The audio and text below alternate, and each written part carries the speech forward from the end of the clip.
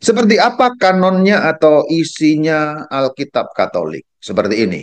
5 kitab pertama yang disebut sebagai Torat atau Pentateukos, ya, Penta 5 Teukos gulungan, 5 gulungan, ya. Genesis, Exodus, Leviticus, Numeri, dan Deuteronomium.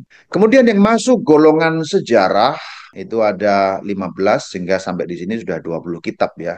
Yesunave, Yudikum itu kitab hakim-hakim, Rut, kemudian Regum 1, 2, 3, 4. Regum itu berarti kitab kerajaan. Jadi kitab Samuel 1, 2, Raja-Raja 1, 2 itu namanya kalau dalam versi Latin itu semuanya kitab kerajaan, hanya diberi nomor 1, 2, 3 sampai 4. Lalu Paralipomenon 1, 2 itu Tawarikh. Lalu ada kitab Esdras 2. Nah, Esdras 2 itu isinya Esra dan Nehemia. Kalau dalam versi gereja Katolik Latin itu disatukan Esra dan Nehemia, meskipun kadang-kadang juga bisa dibedakan. Maka nanti kita menghasilkan ada 45, 46, 47, nanti teknis saya jelaskan secara singkat. Karena kadang-kadang kitab-kitab itu ya digabung, kadang-kadang yang dipisahkan. Kita tahu Esra dan Nehemia itu kan cerita yang utuh ya sebenarnya ya. Meskipun bisa dipisah juga. Esra itu imam, Nehemia itu pejabatnya. Jadi Esra Nehemia itu menceritakan kurang lebihnya waktu dan wilayah yang mirip-mirip dan bahkan sama persis,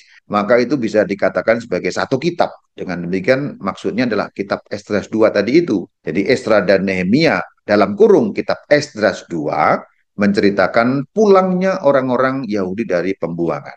Nah, kemudian Tobit, Yudit, Ester, Magabe 1 dan Magabe 2. Ini tadi yang saya katakan, sesungguhnya Deuterokanonika masuk dalam urutan perjanjian lama.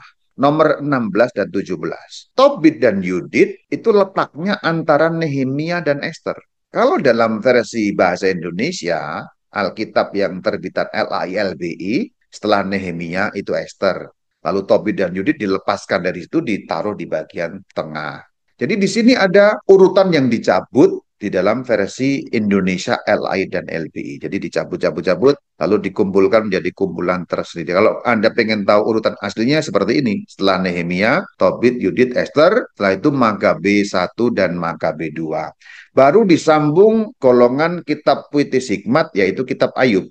Kalau dalam versi LAI-LBI setelah Ester itu apa isinya? Ayub. Tapi sebenarnya ada Makabe 1 dan Makabe 2 antara kitab Ester dan kitab Ayub.